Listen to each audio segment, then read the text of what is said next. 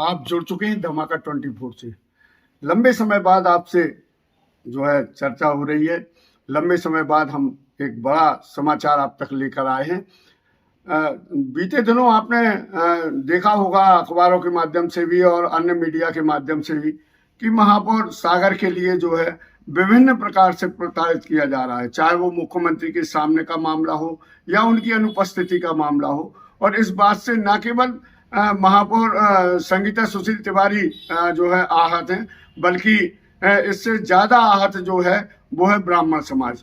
इस घटना को लेकर जिस तरीके की चर्चाओं का बाजार चल रहा है वो निश्चित तौर पर नगर निगम प्रशासन से लेकर मध्य प्रदेश शासन तक के लिए बड़ी परेशानी का सबब बनने जा रहा है।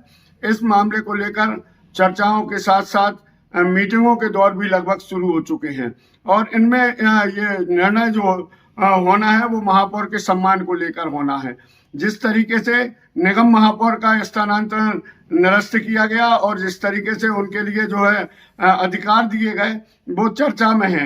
जैसे कि ऐसा लगता है जैसे प्रदेश के मुख्यमंत्री ने उन्हें सर्व जो है अधिकार देते हुए निगमायुक्त बनाया हो। जिस तरीके से वो पल पल पर महापौर के अपमान की जो है अपनी मिसाल पेश कर रहे हैं, उससे न केवल निगम महापौर आहत बल्कि नगर निगम के कर्मचारियों में भी खासा आक्रोश है। आज आंदोलन के दौरान भी इस तरीके की चर्चाएं जोरों पर रही, जिसमें कर्मचारियों ने जो है महापौर के साथ में की गई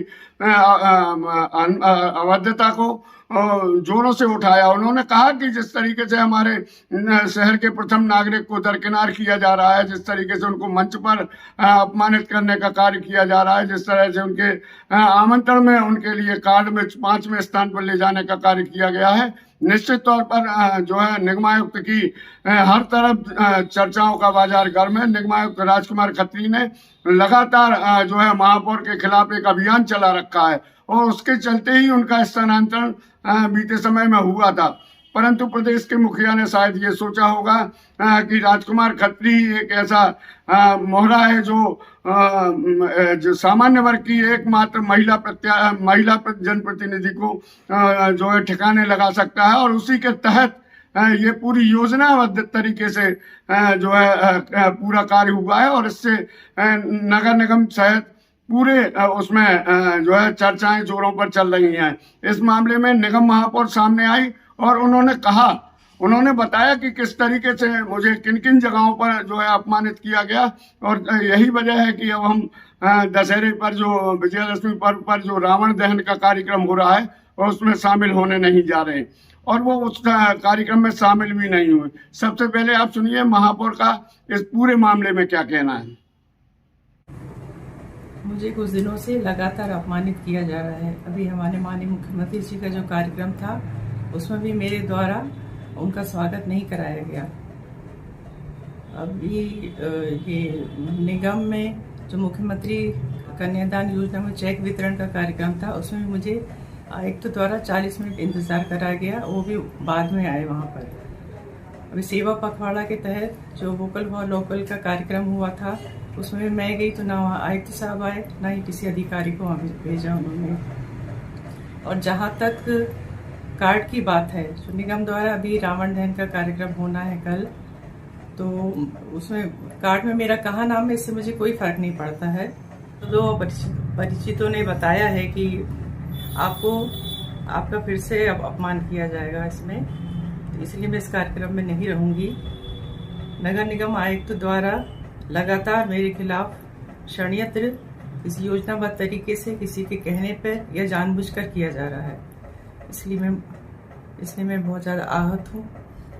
क्या लगता है आपने इसके पूरे घटनाक्रम की शासन को और संगठन से उनको अवगत कराया है, लेकिन मैं सागर की जनता के लिए लगातार संघर्ष करती रहूंगी।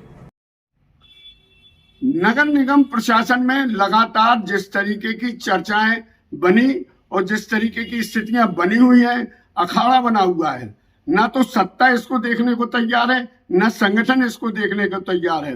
महापौर जहां कर्मचारियों के हित में बात कर रहे हैं और उससे ही नाराज होकर जो है निगमायुक्त जो है कर्मचारियों के विरुद्ध व्यवस्थाओं को संचालित कर रहे हैं। वहाँ 2 माह की सैलरी नहीं हुई। अगला वीडियो आपके संदेश लेके आएंगे, उसमें हम बताएंगे किस तरीके से आक्रोश कर्मचारियों में व्याप्त है।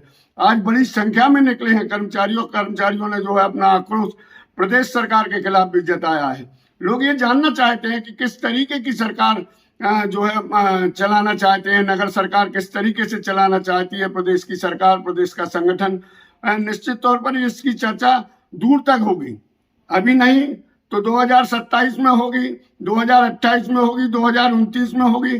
चुनाव के दौरान ये चर्चा जरूर बनेगी कि किस तरीके से निगम महापौर के लिए दरकिनार किया गया था। और जब भी राजनीतिक कोई कार्यक्रम भाजपा का होता है तो उसमें ये चर्चा रहेगी कि निगम महापौर शायद उस मंच पर जाएं और उन्हें उतार दिया जाए तो इसे अतिशयोक्ति ना माना जाए, क्योंकि इस तरीके की घटनाएं हो सकती हैं, इस तरीके के माजरे हो चुके हैं। और इन मामलों को लेकर जो है प्रदेश के मुखिया तक संदेश पहुंचाने वाली जो एजेंसियां हैं उनने भी कहीं ना कहीं कोताही बरती है। उन्होंने भी कहीं ना कहीं इस मामले में जो है अपने आप को पीछे रखा है। और इस कारण से ही राजकुमार खत्री ने अपनी हौसला अफजाई मानते हुए लगातार प्रताड़ना का एक दौर चला रखा है। वो भले ही मीडिया के सामने बड़े सम्मान पूर्वक बात करें, लेकिन जिस तरीके का व्यवहार उनके द्वारा किया जा रहा है वो परेशानी का सबब बनता जा रहा है, न केवल उनके लिए बल्कि सत्ता और संगठन के लिए भी बनता जा रहा है। देर सवेर परिणाम क्या होगा ये तो आने वाले कल में पता चलेगा। ये तय माना जाए कि आयुक्त नगर निगम और महापौर का विवाद जो है न केवल सागर में, न केवल मध्य प्रदेश में, बल्कि ये केंद्र स्तर पर भी जाएगा और इसके परिणाम जो हैं वो देर सवेर सामने आना शुरू हो जाएंगे। नमस्कार।